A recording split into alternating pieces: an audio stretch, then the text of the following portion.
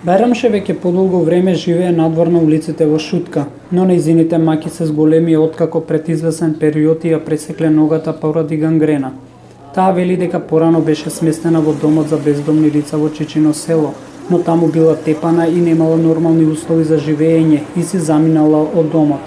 Таа сега е неподвижна, бидејќи ја пресекле ногата, а и другата нога за кратко време стравува дека ќе ја пресечат. Сега моментално не можам. Сега не покрета сум за цел живот више.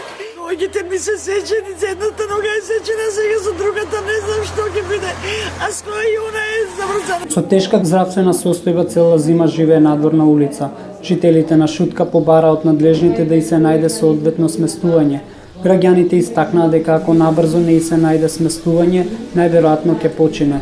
До сега преживувала од хуманите жители, кои што и купувале јадење, пиење и дава облека и кебиња за покривање. Ако не организирате нешто за ова, да месец дена гревот е, цела зима е тука. Зима више нема. Цела зима, еве вака ја гледам. Кој поминува му дава за јадење. Не, гревот е. Јатифе Шиковска од невладината организација Амбрела вели дека секој ден се бори да ја одржава Байрамше во живот. Таа додаде дека ги алармирала надлежните институции да превземат соодветни мерки, но до сега никој не се заинтересира за случајот на Байрамше. Женава ја познавам скоро 5 години и цело време на улица.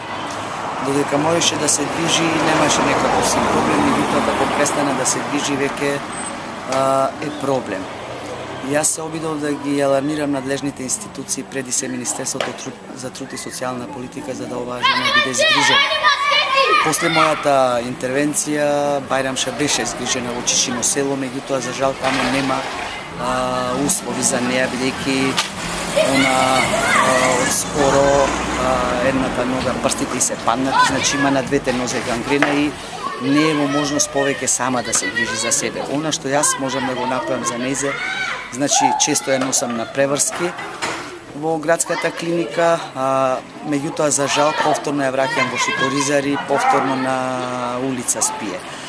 Се обидов преку центрите за социјална работа од Тетово и меѓуопштинскиот центар тука во Скопје, како и преку Министерството за труд и социјална политика повторно да го алармирам проблемот на Байрамша и да се обидеме сите заедно да ја згрижиме во геријатрија, бидејќи очигледно е дека она веќе за самата за себе не може да се грижи, бидејќи е неподвижно, она не може веќе да стои на нозе. Меѓутоа за жал поради тие постапки, процедури, не знам што, до изготвување на решение за прием во геријатрија, секојдневно состојбата на Байрамша се влошува, така да јас се обидувам едноставно да ја одржам во живот. Се обидовме да ги контактираме и да ги прашаме Министерството за труд и социјална политика за случајот на Байрамше, но не добивме никаков одговор.